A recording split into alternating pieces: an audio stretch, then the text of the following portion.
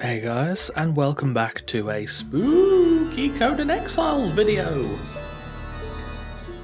Today we're on the Isle of Siptar, in map square F4 on the shore of the Isle of Dusk, building a spooky mansion. You guys wanted some horror builds for Halloween?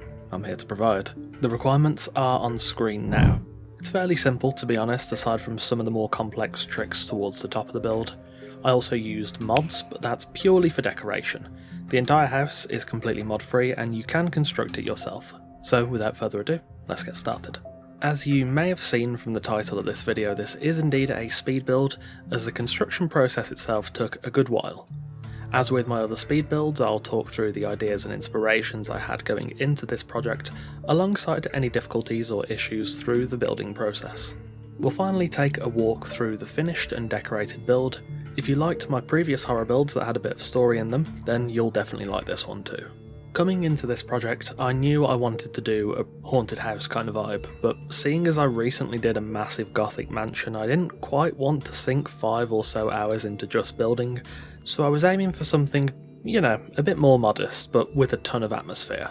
I looked up a few haunted houses to get some inspiration, which did help out, but none of them really had a design that I thought I wanted to replicate. Therefore, I pulled up an AI image generator and managed to get this image. Now, on closer inspection, the build actually doesn't make sense. I guess the AI doesn't handle buildings too well, but the general shape was quite nice, so I decided to use that as the rough format. Of course, it looks a little too clean with the wood and stone colour scheme the AI used, so I went with Stormglass. I know, Stormglass addiction again, but it's kind of the perfect choice for this build. This build is also my entry for the Yogtober Spooky Screenshot Contest. I wasn't originally planning to enter, but I was really happy with this design in the end, so I decided to submit it anyway. Starting the build off, things went pretty smoothly. I did use the pillar trick quite a bit here, which does help aesthetically, but it's also a bit of a pain. Stormglass pieces tend to mask pillars, especially when you use vaulted ceilings and such, so it's quite easy for things to get confusing pretty quickly. If you wanted to replicate this and you can't be bothered with the pillar trick, I don't really blame you. The details of the pillar trick end up being quite minor in the grand scheme of things. The build will still look pretty good without it. Overall though, it was fairly easy across the board, aside from when I decided to attempt the turret towers. These are just decorative, so it's easier in the way that they don't have to have traversability as a factor, but it requires a lot of stability mischief, which can get pretty annoying. In the end, I managed to get them to work, but the turret on the left side of the build was an issue. Basically, it didn't have enough stability to stand without a pillar being attached to it outside of the build, which obviously looked really ugly, so you'll see me actually turn that supporting pillar into a flying buttress that connects the turret tower to an astromancy tower.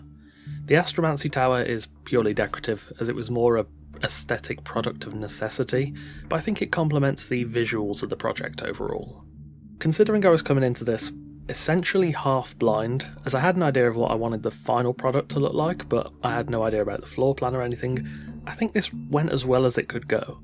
I must admit, when I did the floor plan at first, I wasn't too sure how the build would look. I thought the floor plan looked really funky, which, it kind of does, but I think it actually lends itself really well to the style and design. The biggest note I wanted to hit aside from the atmosphere was it being a fairly modest mansion. I didn't want it to be too big nor too small, it had to strike that right balance, and I think at the end it did. All things considered, the mansion came out really good. I don't think you really get the full impression of the build until it's decorated, as I used green wall torches and radium torches with the blighted green dye to get that sort of ethereal quality in the lighting. Under the right conditions on the Isle of Dusk, this build basically glows, which is such a cool visual. The turret towers were definitely the biggest pain point in this build, but in the end I think they were worth it. They definitely helped to elevate the build and give it a bit more balance and presence. I think the overall building time for this was about an hour and a half, maybe a little longer, and the decoration was probably 4 to 5 hours.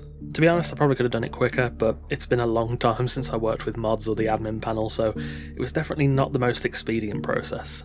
However, in the end it was definitely all worth it because the final product is pretty good. Anyway, I think that's about all for this build. As with my previous speed builds, I'll let the rest of the construction phase run, and then we'll take a walk through the finished build. Again, if you like builds with some story, you will definitely enjoy this one, and we'll be doing a little more than just looking around. If you want to skip ahead to the finished design, you can do so by scrubbing the play bar to the next chapter. Also, you could have seen this build and a lot of other videos early by joining the esteemed coffee cultists over on Patreon. There are multiple tiers from $1 to $20, and you can get a wide range of benefits, including your name at the end of every video, custom-made wallpapers, full-size blueprints, Discord roles, video previews, and more. If you like the content I make, do check out the Patreon and consider joining us to support the channel and get exclusive access to content. With that being said, a massive thanks goes out to our wonderful esteemed coffee cultists for continuing to support the channel over on Patreon. Thank you for watching, I hope you enjoy the rest of the build. It's been a good while since my last horror build, but this one came out really well. Again, thank you very much for watching, happy Halloween, take care, and I'll see you soon.